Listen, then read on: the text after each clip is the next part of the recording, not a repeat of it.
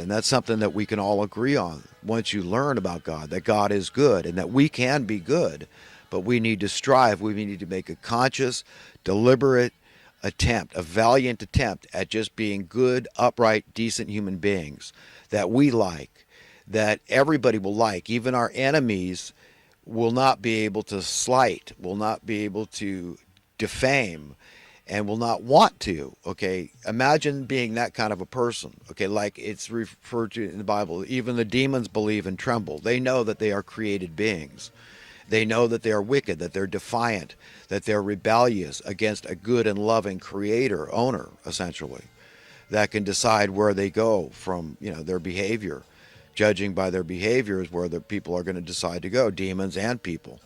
So they even fear God and tremble, and and we should really care about that. We should really understand that this opportunity is once in a lifetime, no pun intended. But I mean, this is about our eternal salvation. So we should take the message and spread it. You don't ever keep anything to yourself. So if only one or two people are listening to me out there, then you've got to take it, seize it, and share it. I talk to anybody I can, and sometimes I'm amazed at how aware they already are. But are they sharing it? You see, that's the whole thing. We need to be open to discuss things with people, to let people know, that they're a precious treasure to God, that they are the most important thing, and that is contrary to what the world system will tell you, that you're just another warm body, your very existence is destroying the planet, according to the human caused weather change alarmists out there, and that the best thing you could do is kill yourself because we don't need you. But everybody needs them, of course, these elitist hypocrites, right? They're trying to turn, terms like elitism and hypocrisy into euphemisms because that's what they are, and they can't get away from it. They've been exposed, and so they're trying to embrace it. But no, these people, you'll know them by their fruits, and they're on their highway to hell. I'm not judging or condemning anybody. I don't have the wherewithal to do that. I really don't want to. I'm glad I don't have the wherewithal. But God is trying to make us all into being strong enough, worthy enough to have the wherewithal to judge others in an appropriate, godlike manner. And to understand Him. It's all part of pulling us into understanding the difficulties God faces routinely every day. He has for a long time with human beings dealing with us, and how hard-headed we are and stubborn and small-minded and violent and divisive and just evil. Basically, humanity has led an evil life. I mean, the 20th century was the bloodiest century in history, and the 21st century is setting up to even be vastly more bloody. I mean, imagine what God has to see all the time, what He tolerates from us, and the burden that must put on Him. And we should all feel that and say, no, I got to repent, man. This is evil. We got to stop devouring each other. This is what the evildoers want us to do. And we got to deny and defy these people. And this is how to destroy them, is through peace, love, understanding, and communication. We've got to communicate this stuff so they can't shrink away. There's no hiding anymore. They're thoroughly exposed, and the only hope they have is turning bad into good, evil into righteousness. And that's kind of, anybody can see, that's a losing proposition. They're not going to be able to do that because people have a modicum of intelligence and logic intuitively, instinctively. We all have that. We know a lie from the truth, okay, at a gut level in our conscience that won't let us escape. And boy, I said I wasn't going to do a lot of preaching and pontificating, but I guess that's that point has been touched on. But I do want the theme to be coming together, and I had this idea that what a guy like Alex Jones, with the platform he has, he ought to call together a unity rally and invite all these various what people are calling under the guise of left-wing, far left-wing, radical left-wing groups like Antifa, La Raza, Black Lives Matter, and I think several more out there. They're getting paid. A lot of these people are paid. They're paid provocateurs. protesters, paid protesters. This is a matter of fact that George Soros has been involved, and I've heard this. This evidence has been reiterated by several sources that I personally have been familiar with. So I'm not making anything up. So this is a matter of fact, and finally it's coming out. Even the Democrats are having to disown them to some degree, even though they've been promoting violence. I forget this one guy. I try to forget the villains' names, but he's a proponent of using violence to get your point across. And I understand Thomas Jefferson saying dissent is the highest form of patriotism. If you believe in your heart of hearts that somebody's evil, some policy is evil, then you have an obligation to conscience to go out and let people know. So this idea of holding a peace rally, I don't think is that far-fetched. The Golden Gate Park would be a beautiful place to do it in San Francisco. We got about 1,000 acres there.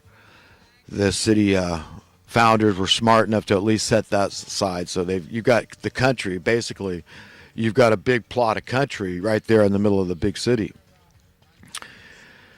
So that would be a good place. It'd be close to where I am. I could attend it. But, yeah, I think by invitation, just invite those that aren't being paid. If you're being paid, don't come. But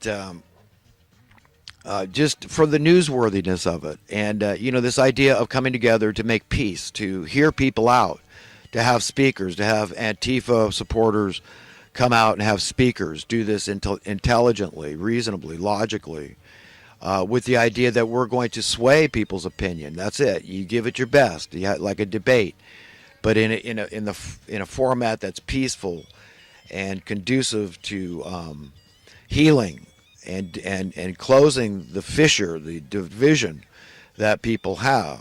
And saying, look, are you for real? You really believe what you believe? And I respect that because I know that you'll fight and die and kill for your beliefs. So it's very important that we do this in a civilized manner with profound respect and just give people the benefit of the doubt and assume, even though you believe, even though you're absolutely certain they're wrong and they're deceived, to still give people this respect and sensitivity that can affect change in their thought processes and say, look, this person really treated me kindly, respectfully, and even though I disagree with them, maybe they actually have a point when it comes to this and that this approach, this attitude, this spirit is much better, and we can work together. I mean, people got to spell out their demands. Antifa, Black Lives Matter, all these groups need to spell out what their demands are, because the way it stands right now is that nobody knows what it is. I mean, are you asking for special privileges? Because that's what a lot of people are absolutely opposed to. We want equality. We don't want the banksters getting special privilege and these top politicians, okay, that are destroying our nation. The way they're destroying is by creating poverty and wealth disparity. Okay, through things like the bailout of '08. Okay, this is what needs to be revisited. This is what needs to be discussed, is true capitalism versus this crapitalism.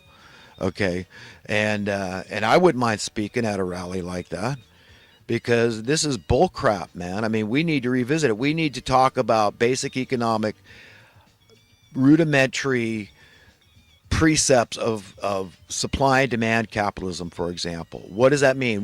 How do you define progress relative to that? It's very simple stuff people can wrap their minds around. Anybody can.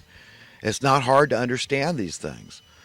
And you understand that where we've been going for many decades now, at least 5.5 decades that I could think of since the assassination of JFK, we've been regressing. Okay, that's regression. When your cost of living keeps going up and up and up, that's debasement of your currency. It's destroying the worth of your currency. It's destroying your standard of living. It's creating the wealth and income disparity. It's creating poverty. Okay, we need to talk about that. We need to talk about things like a market correction, why market corrections take place, and why the only time you should see a temporary price increase would be in the case of a supply disruption. Other than that, there's steady progress, because we, as a civilized society, a civilization, find easier and easier methods to produce not only the things we need, food, housing, water, but the things we want, okay? everything. I mean, I don't need to go into the things we want because that list is inexhaustible, right? I mean, we always want something.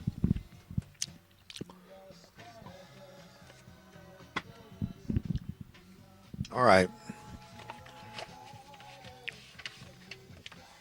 But yeah, I would love to see a rally like that, you know. And, being called a peacemaker is like the highest title you can ever get.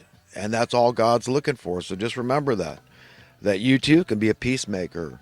And yeah, it makes me shudder at times to think of getting up close and personal with certain people. And I'm the first guy. I mean, I'm always talking about this giant vat of vomit, and I mean it. I really think some people need a good dose of vomit to understand that they're vomitable characters, and that their behavior, their teaching, these media, the politicians, the bankster class, okay, the robber baron class, these elitists, these human caused weather change alarmists, university professors so often. Okay, you guys are insufferable. Okay, we're done with you. We're seeing right through you. You're all got some common demon possession going on. And yeah, man, you need to understand it's not your life, okay? You have free will choice, but you are owned. You are a created being. And unless you see from that point of view, you're not seeing right. Your paradigm is askew. So fundamentally, you have to understand that you don't get to decide where you go from here. You didn't get to decide that you come here or anything else. You didn't get to decide a lot of things. Okay, but you have existence, and you should be grateful. We should all be grateful to have existence. I'm very grateful to have existence. While I hate my life in a world that sucks, all this injustice, the least of men bleeding out, which I see as Jesus Christ, because the Bible tells me to. Jesus himself said so. And I hate my life in this world. I still love life. I still stop and smell the roses. I've got a hell of a lot to be grateful for. But I can't enjoy it in a world of all this created, invented, artificial, unnatural suffering. And I despise it. And I've utterly compelled to try to change it. That's why I do this video series, because I give a damn. That's it. That's what loving is. Loving is not all smile and, oh, everything's wonderful and oh, I've got nice things and I'm always positive and all that. No, it means confronting your enemies. It means confronting those who hate you for no reason. It means having discussions with people you disagree with. It means holding out an olive leaf and coming together and saying, what's your beef? What can we come together? Is there some commonality that we can agree on here as a stepping stone, as a starting point, and just say, look, we've got to let bygones be bygones here and do what's best for everybody and understand fundamental truths about economic issues and stuff so that we can't be taken because we're all being duped and tricked and deceived. We've all been tricked into believing that high housing costs are good. Try to look, California's ahead of the curve. No matter what you say about what's going on, how they're giving gang members money in Sacramento. John Rappaport was talking about that recently. Look, you know what? I mean, if it's fiscally prudent, then you're wrong, John. That's it. Okay, it's conservative. You see it as some kind of wild-eyed, hyper-liberal, nonsensical madness, right? And I get that. I see both sides of this thing. I do. And everybody needs to see both sides of the argument. But if it indeed does, if it's extortion money, I don't believe in that. I believe that that's why we need a guaranteed minimum income for everybody. So everybody has this safety net. And if society breaks down, by deliberation. Remember, society is breaking down on purpose. So if we're, don't blame all the dead bodies floating down the river. Okay, say, what the hell are you doing, dying and falling in the river, and I got to scoop you out of here? No. You're looking at the effect. Look at the cause. Those are intentionally causing the problems in society that want the poverty so that it drives the crime and it fills the prisons and it gives more control and the power and the money. It's all there. It's satanic. How they can get these dubious wars started by people being desperate and hard up. Okay, it's very easy, very enticing to get people into the military at those times. No, you don't want people hard up and desperate. Why? Who are you? Are you an elitist? John Rappaport, of all people, I wouldn't think of being an elitist. But you know what? I mean, look, if a minimum guaranteed income saves one woman from aborting her baby because she felt insecure, financially insecure, desperately poor, extremely poor. So that was we all know a lot of women are making these decisions based on their finances. They can't afford a child. Some lowlife impregnated them, and they're not going to stand by them and help them. I mean, you understand how this thing works. So let's not play stupid here. This national debt thing, now we got Trump raising the debt, but Alex Jones just said he was paying it off. So I understand he is paying it off. And, one step forward, two backwards. Maybe Trump thinks he's going to take, two step forwards and one backwards. I think that's what he's thinking. I'm all in with the man. I'm all in, Donald Trump. If you're listening to me, man, I'm all in with you, brother. And you know what? Jesus said it's harder for rich men to go to heaven than for a camel to fit through the eye of a needle. We all know that. And then he said there's this caveat. There's this